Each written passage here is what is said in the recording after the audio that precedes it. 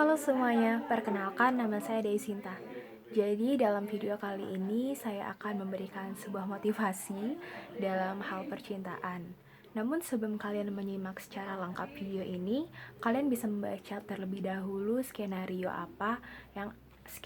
cerita apa yang akan saya jadikan bahan dalam video motivasi ini.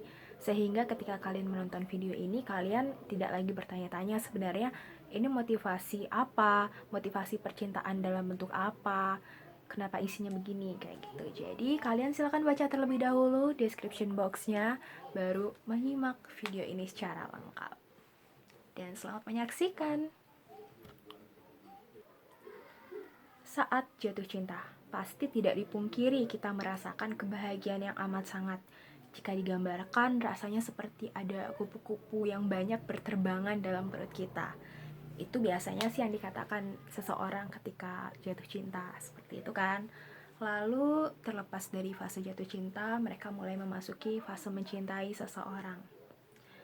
Banyak fenomena yang terjadi dalam hal ini ketika seseorang mulai mencintai orang lain secara sepenuhnya. Terkadang ia mulai melupakan dirinya sendiri, seperti itu. Jadi kadang-kadang dia terlalu fokus mencintai orang lain sehingga dia tidak peduli dengan dirinya.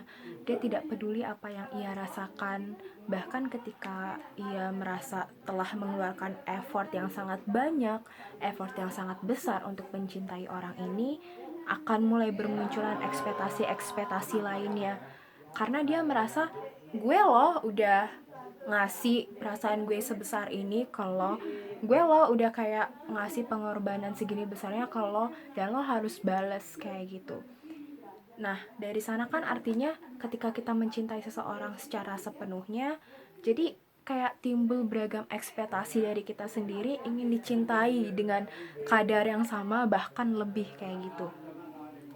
Saya tidak menyalahkan orang yang memegang prinsip kita dapat mencintai pasangan atau orang lain secara sepenuhnya.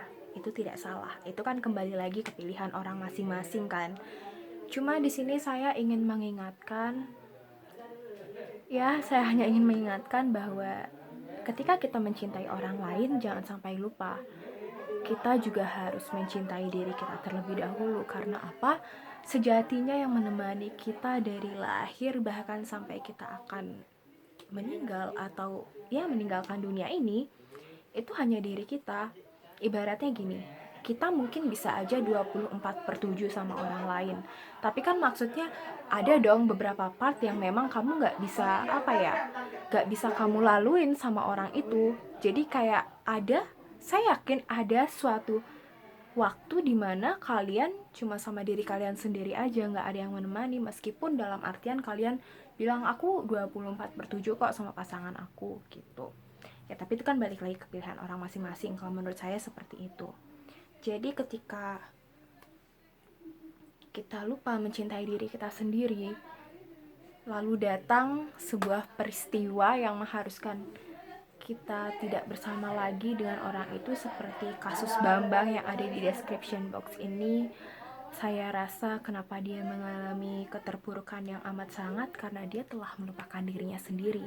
Jadi ketika ia harus sendiri, ya dia nggak tahu mau cari siapa lagi, karena dia udah lupa dirinya yang sebenarnya itu kayak gimana gitu, dirinya sebelum ketemu pasangan yang ini bagaimana kayak gitu. Karena dalam dirinya si Bambang ini dia udah kayak udah menanamkan sebuah prinsip, aku mencintaimu sepenuhnya dan kamu harus membalasnya seperti itu. Tapi kenapa kamu malah membalasnya dengan hal yang sangat buruk? Kenapa kamu menyakiti hati aku? Ya bukan? Ya nggak kayak gitu. Iya kan? Jadinya kan si Bambang kayak depresi, kayak bener-bener jatuh. Mungkin kalau kalian yang ada di fase ini dan kalian nonton video ini, satu yang kalian perlu ingat dalam hal ini, ketika kalian ingin selamat dari fase itu, satu hal yang perlu kalian lakukan terlebih dahulu adalah sebuah penerimaan. Terimalah jika pasangan kalian ya memang tidak bersama kalian lagi, orang yang kalian cinta itu ya memang tidak bersama kalian lagi, kayak gitu. Setelah menerima secara sadar, Saya yakin perlahan-lahan kalian akan bisa mulai mengobati rasa sakit itu sendiri, karena perlu kita sadari, gak semua kehadiran dan kepergian bisa kita apa ya, kendalikan gitu ya gak? Jadi gak semua kehadiran dan kepergian dalam bentuk apapun bisa kita kendalikan di dunia ini. Maka dari itu, seperti kasusnya Bambang ini, ya dia sudah merasa aku sudah mencintaimu sepenuhnya, tapi kamu memberikan hal yang seperti itu kan tidak adil. Ekspektasinya Bambang sudah berperan dalam hal ini, dan dia karena ekspektasinya dia yang seperti itu, selain itu dia juga tidak fokus dengan dirinya sendiri, maka dari itu ya dia mengalami kejadian yang seperti ada di description box ini. Kan depresi, kan dikatakan Bambang mengalami depresi semenjak ditinggal kekasihnya,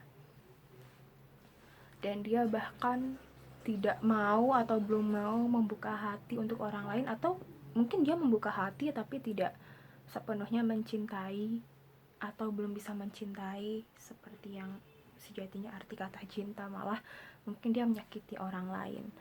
Karena gini, untuk kalian yang memiliki pengalaman seperti Bambang atau ada di fasenya Bambang ini berdasarkan cerita ya, mohon maaf kalau beneran ada yang namanya Bambang. Rasanya kalian harus sadar, masih banyak orang di dunia ini, masih banyak orang yang kalian bisa temui, masih banyak orang yang jauh lebih baik dari mantan pasangan kalian, dan masih banyak cerita yang bisa kalian baca, yang bisa kalian tulis mungkin dalam hidup kalian, dalam menjalani waktu-waktu kalian ini. Karena ada suatu hal yang lebih baik jika dipisahkan, bukan? Mungkin Bambang tidak bersama pasangannya karena Tuhan rasa Bambang pantas untuk mendapatkan orang yang lebih baik. Kadang kita semua terlalu fokus terhadap hal negatifnya, terkadang kita terlalu fokus terhadap rasa sakitnya, sampai kadang di balik rasa sakit itu sebenarnya ada hal baik yang ngasih kita pelajaran. Jadi untuk Bambang dan juga orang-orang yang mengalami fase seperti Bambang ini, saya cuma bisa bilang, pertama terima dulu, terima kenyataan kalau memang pasangan kalian udah gak sama kalian, terlepas apapun itu penyebab perpisahannya. Lalu saya yakin dari penerimaan itu, kalian bisa menemukan sendiri bagaimana cara mengobati rasa sakitnya. Kemudian kalian temukan diri kalian yang hilang. Karena saya yakin ketika kalian tidak melupakan diri kalian tidak hilang, ya kalian tidak akan merasakan keterpurukan yang sebegini besarnya, seperti itu. Dan jangan lupa kata-kata saya tadi, perlu kita sadari tidak semua kehadiran dan kepergian bisa kita kendalikan. Dan sekian dari saya, mohon maaf apabila motivasi saya kurang bagus atau tata bahasa saya kurang baik. Dan saya ucapkan terima kasih karena telah menonton video ini. Sampai jumpa.